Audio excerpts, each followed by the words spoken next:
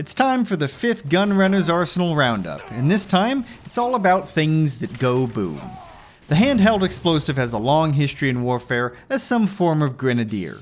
Only modern warfare has given way to grenades handed out to most of the soldiers in an army, but use as an assaulting weapon has always been its chief purpose. Thrown with reckless abandon or with precise purpose, grenades disperse clumped enemy formations, clear enemy buildings, or raise and destroy enemy supplies. Mines, on the other hand, have a sordid history as while they disable tanks, slow enemy advances, and throw disarray, they leave a terrible history for those that live in the restored battlefields. It is well known that in Vietnam that the history of American and communist explosives have plagued the country, as well as European gardens having unexploded ordnance in them from bombs or mines. But they provide passive defenses and aerial denial to key places, all without having to feed or house its soldiers. In the Mojave and in the world of the post-Great War, the tradition of grenadiers has returned in several groups. Mainly among gangs and small communities, the appointed explosive expert is fairly common. The Vipers in particular use launchers occasionally, but there is usually a grenadier in each group. Among the NCR, however, it is common for each soldier to be issued a frag grenade, and each squad receives training in their use as seen with the Misfits. Here is where the Gunrunners provides a vital service, being the likely source of almost all of these frag grenades or other explosives. In the Midwest, the Beast Lords would use boom bugs as living grenades, and they deployed them similar to the NCR, but in a melee-focused militia. Now, the Gunrunners' handheld explosives, however, aren't something manufactured or pristine, but are instead the unhinged creation of a madman, while some of them fit the aesthetic and low-tech nature of the powder gangers, while others would floor the boomers. All explosives thrown by hand from the Gunrunners are handmade, obviously, and require the Mad Bomber perk to craft, which takes level 6, Repair 45, and Explosives 45, along with a complete disregard for personal safety. How such recipes were spread across the wasteland or got their way into the courier's hands can only be left to the fact that you just found them. But once the perk is obtained, you can start crafting the first grenade of the Gunrunner's arsenal. Requiring at least 25 explosives, which you have to have before taking the Mad Bomber perk, is the tin grenade. This simple explosive serves as the first friend a Mad Bomber will have, as all the other ones will probably run away. Easier to make and far more powerful than the powder charge, the tin grenade is crafted at a workbench with 1 tin can as expected, 50 pistol powder, which is plentiful anywhere bullets can be found, and 1 complete roll of duct tape because the courier is an animal. Tin grenades are one of the few weapons that can be made in the Sierra Madre, and for the low price of 6 caps, plus any spare ammo you can disassemble, or with Old World Blue's 50 pistol powder can be obtained from a ceramic plate or a red plate worth 3 or 1 caps respectively, these little grenades are nearly as powerful as frag grenades, dealing 1 damage on impact and 100 explosion damage in a radius of 768 units. Which is 2.4% more than a stick of dynamite for those keeping track.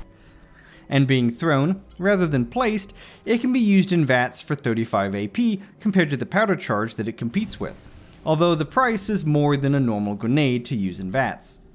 Personally, this grenade is an unsung hero of an upcoming challenge playthrough where it can be made in each DLC with exceptional effect. Value-wise, it can cost as little as 7 caps, but has a value of 25, something that is common with most of these homemade weapons. Additionally, it serves as a way to condense weight easily, weighing a third of its components at 0.5 weight units.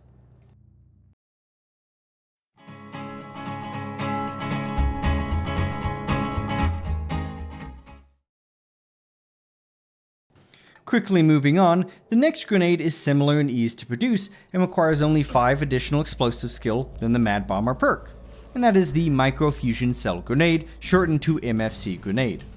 Even more than the tin grenade, the MFC Grenade is the easiest grenade to make, only needing a workbench and an amount of microfusion cells in multiples of 3. This little grenade, for the ease, is the weakest of any Gunrunner explosive, but its ease of production, available wherever ammo is sold or found, makes it a breeze to use. Another weapon that can be made once inside the Sierra Madre, these little eggs deal 1 impact damage and 75 explosive damage in a green sphere with a radius of 600 units, 150 more than the plasma grenade, whose explosive it does share. Sharing the same higher cost as the tin grenade, at 35 AP per throw, the MFC Grenade is a great way to deal with groups of small enemies, or roughly grouped enemies. But against some bigger melee abomination, it lacks the punch that the tin grenade provides a little bit better. Value-wise, it is the cheapest to make at 9 caps worth of MFC cells, and each sells for 15 caps. But unlike most crafted weapons, it actually gains weight, becoming 0.5 units compared to the 0.3 of the ammo in hardcore mode. And if you're playing in non-hardcore mode, it obviously takes weightless ammo and makes it weigh something. Now, while it is a little weak, it serves as a solid foundation for the never-ending explosives barrage that the Mad Bomber becomes.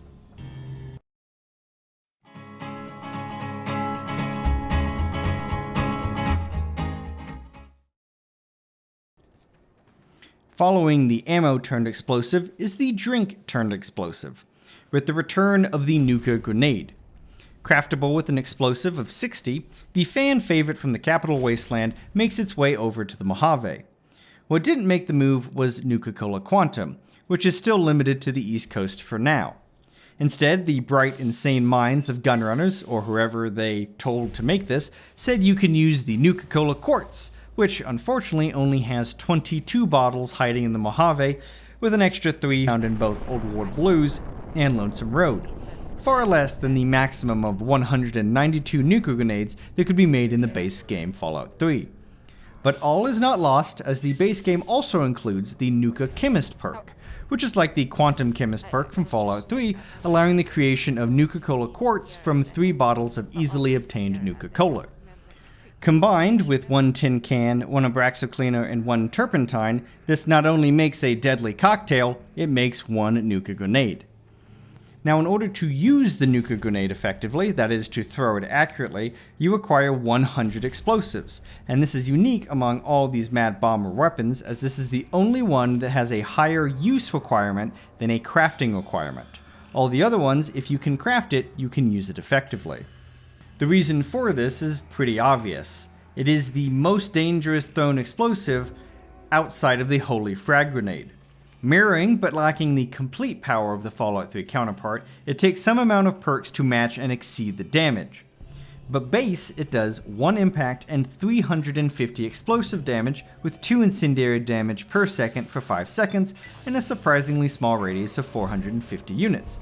But unlike the others, it only takes 24 AP to toss, making a barrage possible, but pretty much unnecessary.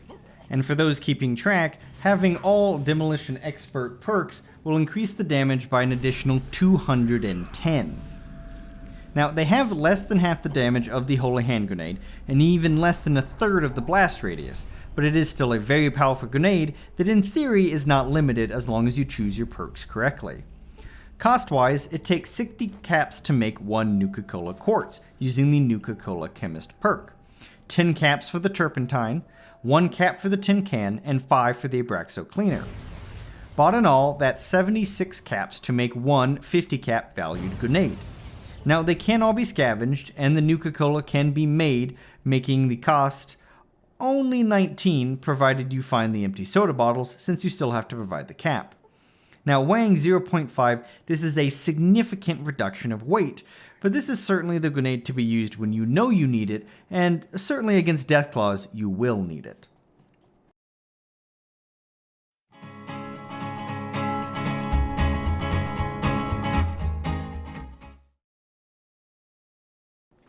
Now, the final Mad Bomber grenade is more unique than the others, as it's also technically a mine. The Microfusion Cell Cluster, a combination of 6 microfusion grenades and some scrap electronics and duct tape. The Microfusion Cluster toxes 6 microfusion grenades that turn into mines when they're in the air. This delivers a concentrated and powerful cluster munition that will usually liquefy anything you throw at it. At 70 explosives to craft it, it is a short step up from the MFC Grenade, but accomplishes the same thing very fast. Like a shotgun, but with each projectile being an MFC Grenade, thus making the maximum damage 6 impact damage and 450 explosive damage, but each explosive is reduced by enemy DT and DR, and each blast has a radius of 600 units. They cannot be used in VATS without some sort of mod, but they would be exceptionally dangerous if they were. They are, however, capable of being tossed a significant distance compared to any other mine. Also, like grenades, they share the near universal 0.65 grenades per second, making them great at carpet bombing an area. Costing 18 microfusion cells, 2 scrap electronics, and 1 piece of duct tape, this cluster is valued at 110 caps and weighs only 0.5 units. Altogether, it's 54 caps for the cell, 2 for the electronic piles, 5 for the duct tape, and makes it quite a bargain. Even including the cost of those cells as MFC grenades, it is still worth more than the cost, but a little harder to get all the necessary pieces, specifically the duct tape. Now, this can be used effectively against larger wasteland creatures and mutants, but the scattering of the grenades can be dangerous to the user. Now, it should be said, because they are mines, they both litter the battlefield to be set off by other explosives if you choose to use them, and they don't effectively work with allies that are pacified using the Animal Friend perk, as an impact will turn them hostile, but they for some reason don't seem to activate the mine part of the explosives, rendering these grenades only capable of injuring with the impact part of the grenade. Which means if you're spot on with your throws, the area that you've just thrown at, say, a bighorner is now littered with anywhere between 18 and 72 MFC grenades, which, if there's any other enemy walking by, will lead to a very large explosion.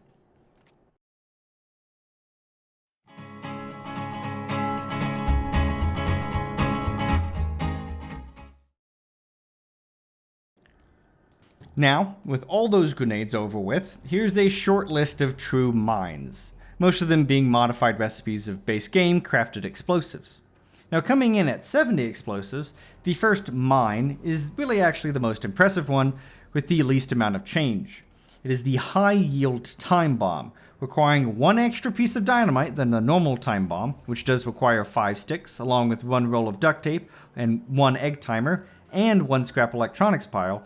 This extra stick makes the time bomb do 250 extra damage, going from 150 to 400, and the radius jumps from 1,024 units to 1,536 units. Now, this makes it the second largest explosion in the game, just behind the Fatmine mini nuke launcher. And because it has such a large explosion radius, especially if you combine it with the splash damage perk, you might have to use all of those 15 seconds it takes to explode to get out of the way. Now, despite having 1 extra stick of dynamite and being way more powerful, they still sell for the same 750 caps. Now, if you're selling time bombs for money, which is a very lucrative way to do it as long as you can find the dynamite, it's probably better to make normal time bombs. But if you're making them to sell and to use, a high yield time bomb is probably the best way to do it. Rolled down a hill into a hotbed of enemy activity, this time bomb can make entire camps disappear in a non-nuclear and terribly effective explosion. Due to the time bomb's unique nature as an entity that exists once you throw it, this weapon can be used for completely clandestine assassinations. However, it is a very large boom. But despite the boom, as long as you are stealth by the time it explodes, no one knows that you threw that hunk of dynamite.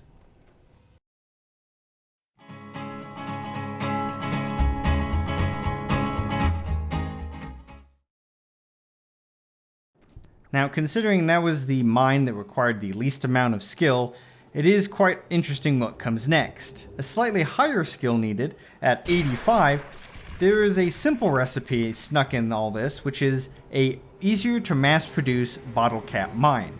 While the bottle cap mine is better than the frag mine, it is interesting to be sandwiched between the previous mine and the one that's coming up next. The requirement normally is 1 lunchbox, 1 sensor module, 10 caps, and 5 cherry bombs. The more efficient recipe goes from 10 caps to 8 caps, with a cherry bomb going from 5 to 3. Now, this does allow most couriers to make twice as many of the very effective bottle cap mines. And for those that need it, the mine does do a respectable 200 damage in a 256 radius, making a better alternative to almost every single manufactured mine. The efficient recipe does at least increase the margin and profit for making them, although the central module is still the most expensive part. In the end, it is only 12 caps less than the 68 caps for the normal recipe, which is still a little less than 100 caps in difference from materials to final products. And while the efficient bottle cap mine recipe is very nice as a fringe benefit, it is simply that, a fringe benefit. It doesn't add a new weapon, and it doesn't make it particularly more deadly, it just makes it easier to mass produce. For those that really like Fallout 3, much like the nuke grenade, the reason to take a Mad Bomber perk is in between that recipe and this one.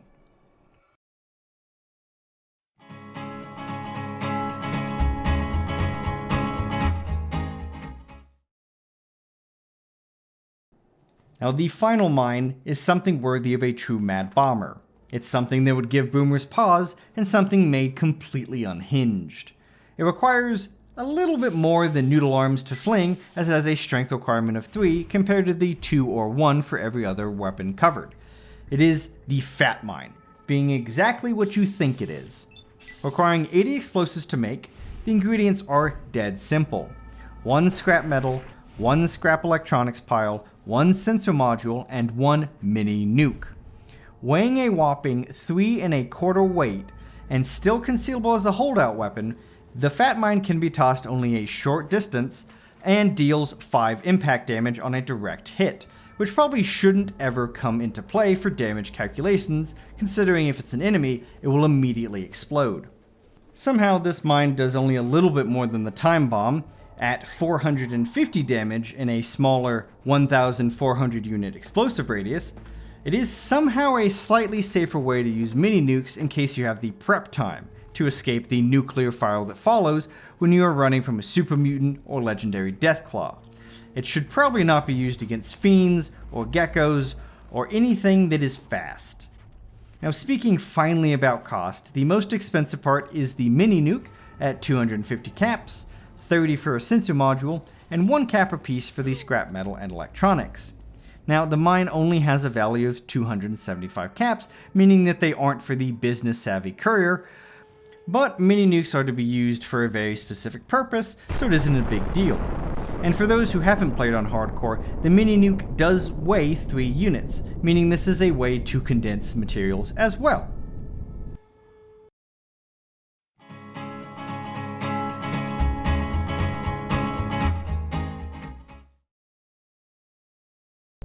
Now in conclusion, the GRA grenades and mines are very different than the weapons that have come before them and will come after.